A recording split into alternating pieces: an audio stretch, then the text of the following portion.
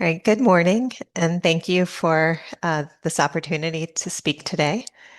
I'm Christina Bennett from ACS Publications, and today I'll be talking about how persistent identifiers are becoming essential tools in strengthening trust in scholarly publishing.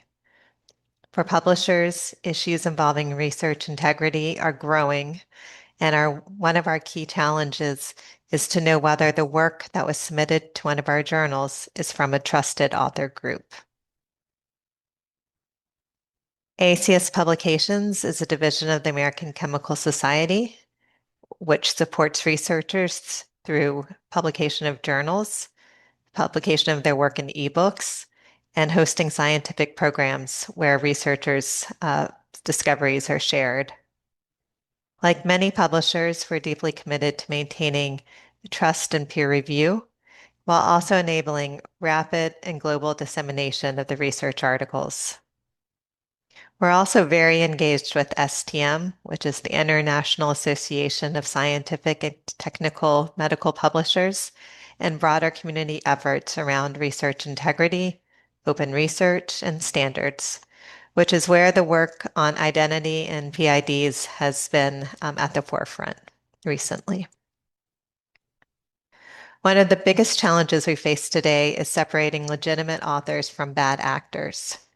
We're seeing increasing number of cases of authorship sales, paper mills, and reviewer fraud. These aren't always easy to detect. The submission systems that were built for scholarly publishing were geared for openness and accessibility, which is now at times being exploited. And that means we need stronger ways to verify who our authors and our reviewers and other contributors are within the system.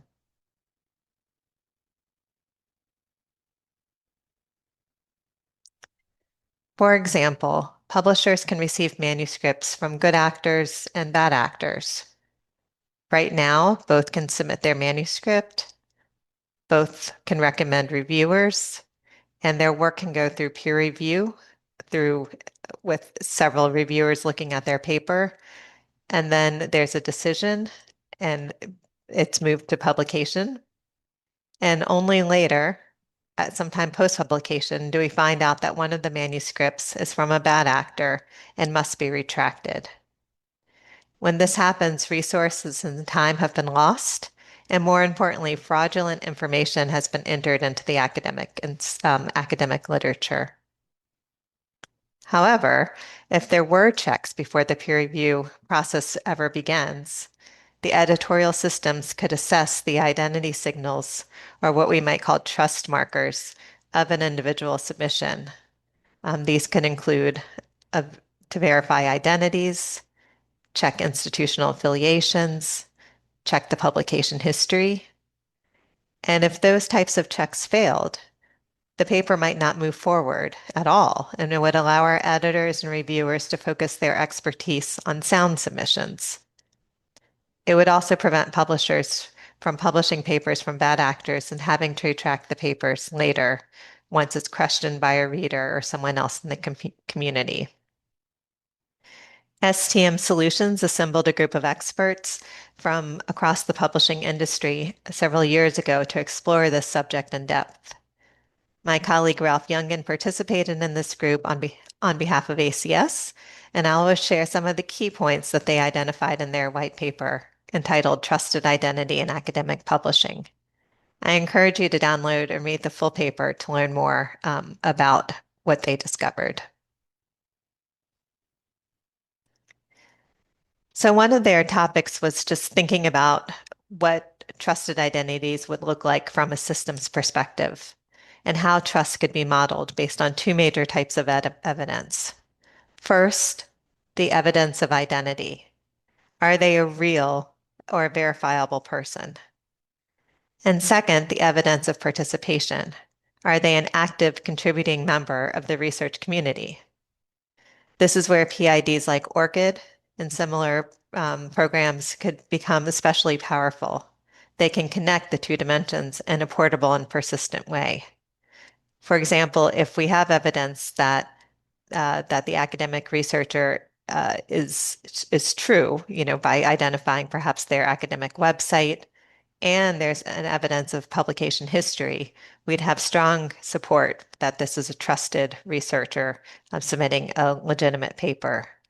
However, if there is no evidence on the websites for evidence of that they have an academic history or have ever published a paper, we might have low confidence in the paper that's being submitted to the journals. The next consideration is what the verification method should be, because not all of them are equal, and different approaches provide different levels of confidence. When designing a system that might work within the scholarly publishing system, we have to think about availability. Can all of our global users access the same method for author verification? And then we think about security. How resistant is it to fraud? Could bad actors still use this form of verification? And then re-verification. How often do we want to check authors for their identity? Would it be once a year, with every submission, or once is enough within our system and they can move forward without any restrictions? And then importantly, would multi-dimensional verification be the most effective, which would mean combining signals rather than relying on just one? And PIDs play a key role here within the layered approach. Perhaps we would have verification of an ORCID ID with multi-factor identification, vouching by someone within the publishing system, or other aspects that would give more manual verification and help ensure that the submission is valid.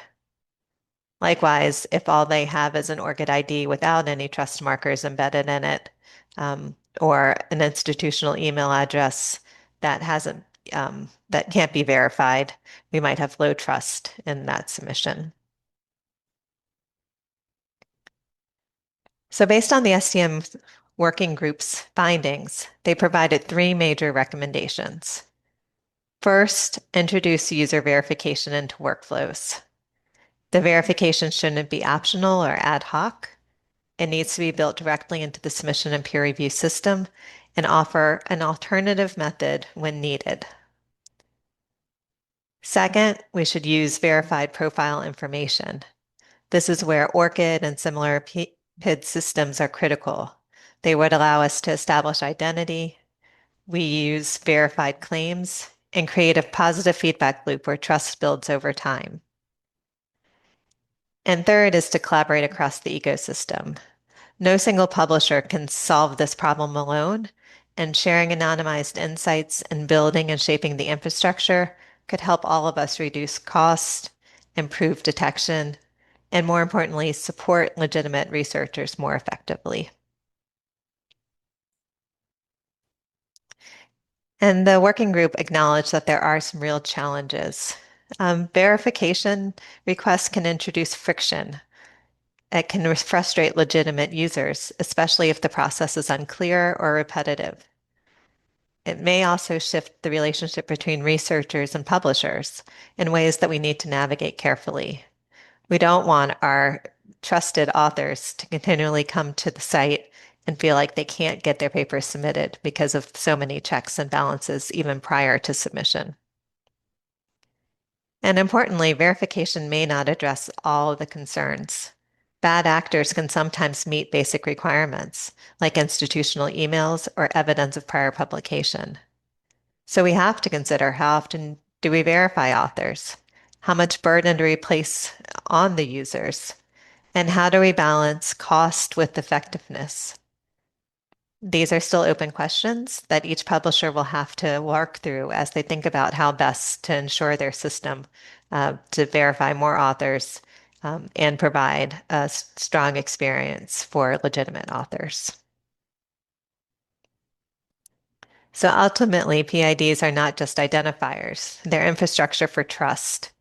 They enable us to verify identity, connect contributions, and strengthen the integrity of the research ecosystem.